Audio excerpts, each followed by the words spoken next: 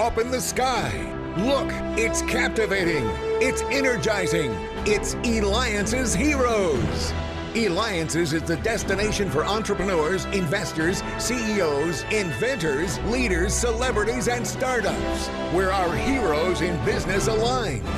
Now, here's your host flying in, David Kogan, founder of Eliances. Well, good morning. An incredible lineup today, as it is, every week. And every week we learn something from our amazing heroes. Today's lineup, let me tell you a little bit later who's coming on in the show before I introduce our first hero. We have the founder of Music Now. Now, he sold this company to AOL, and wait till you see his next rollout of his company that he's doing. But, literally sold his first company to AOL. Later on in the show, we're going to have the Emmy-winning musician and the founder of, get this, Yamaha Entertainment Group, Chris Euro, with Yamaha Entertainment Group. Just amazing things. But let me go ahead and let me introduce, and let's get started with our first hero. Now, he is the former state senator from the great state of Texas, and he is the first chancellor of Texas Tech University, John Montford. And you could reach him by going to boardgamesbook.com or, of course, Eliances.com, where entrepreneurs align. So, John, how does one become the first chancellor of Texas Tech University? Good question. I was in the Senate at the time writing the statewide budget, made a lot of contacts, and frankly, had stayed in the Senate 14 years, probably 2 years too long. I was ready to make a move. Saw this great opportunity to fulfill a role in my passion for education and higher education, so got hired for the job. Now, John, during your tenure there as chancellor, you did so much for that university's standing. You established records in raising funds. You facilitated $1 billion in new construction, campus upgrades, guided the university to major growth. These are gigantic. They literally are accomplishments. So I've got a question for you on that. How? How do you do it? Good question. I specialize in being overrated, I think. But, throughout life, you need to set reachable but high goals. And frankly, when I got to Tech, I felt like sort of the overriding atmosphere was one that lacked confidence that it deserved to move the ball forward. So we set some pretty high goals, and I hit the road. I made over 300 development calls personally in the first 2 or 3 years I was chancellor. People would tell me nobody from the university's ever come to see me, and I wasn't bashful about asking for money, having had a career in politics. So things just kind of came together. Education, higher ed, is such a great product to sell, and just like anything else, you got to be a good salesperson. So it just sort of came together, and people, it had a snowball effect, and it was a great 5 years. That's one of the best jobs I've ever had, and I've had several. And so would you say then you really got to get out there and be in front of, they're considered your customers, right? Absolutely. And as a leader, whether it's corporate or in education, all the different jobs I've had, the first thing is I never ask anybody to do something I wouldn't do. And I think people want to hear from leaders. They want to hear from the persons in charge as to their ambitions, their goals, and how they're going to attain those goals. And so it was really refreshing. I had a lot of fun. I went all over the country, and it was amazing the response that we received. And you're listening to Eliances Heroes. That's Eliances.com. Be a hero. Go to where entrepreneurs align. Be part of our community. Be part of the hero community. These are people that are builders making a difference. In fact, too, we've got the former senator of Texas State. He's been elected and served 14 years. He's been regularly voted the top 10 best legislators and sponsored over, I can't believe this, 500 bills. John Montford. John, what would you say was the bill that caused the most impact in your career as the state's senator? And maybe also, too, which bill are you most proud of? I mean, 500, that's a tremendous amount.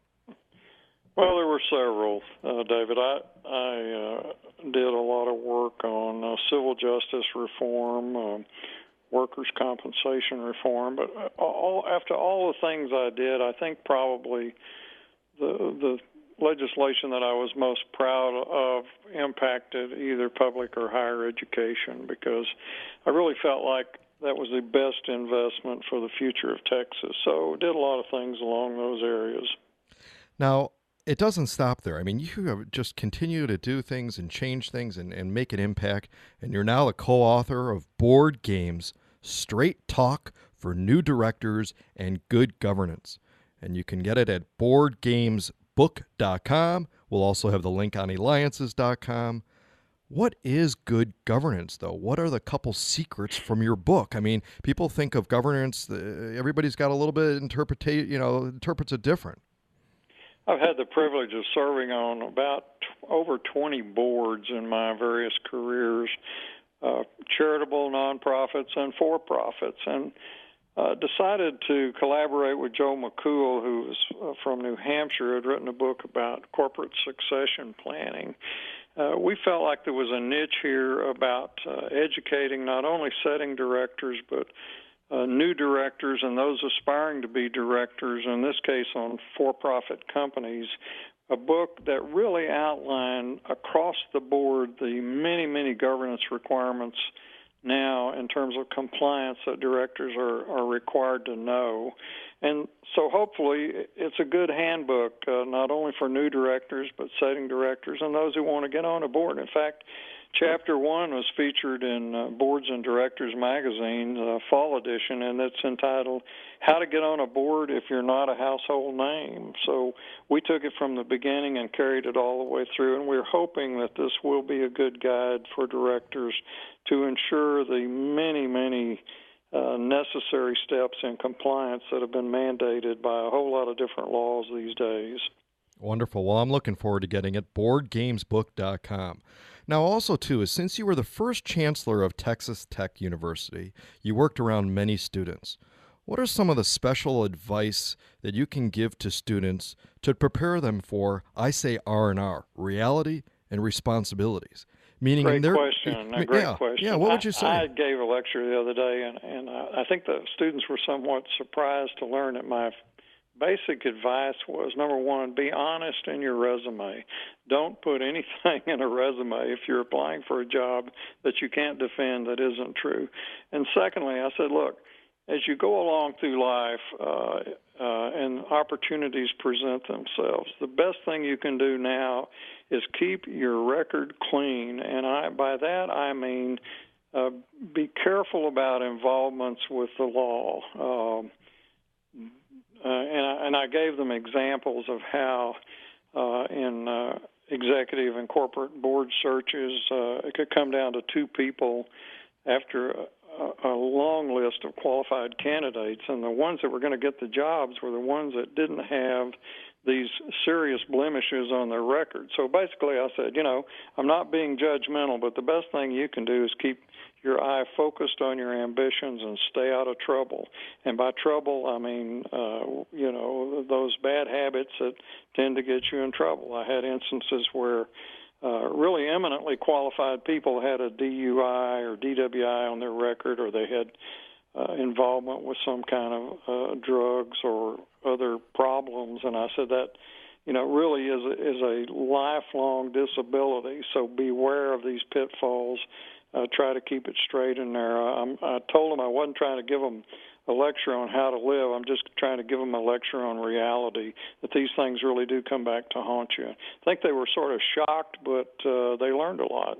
Excellent advice. And again, John Montford, you could reach him by going to boardgamesbook.com. He also has his own consulting company, JTM Consulting, LLC.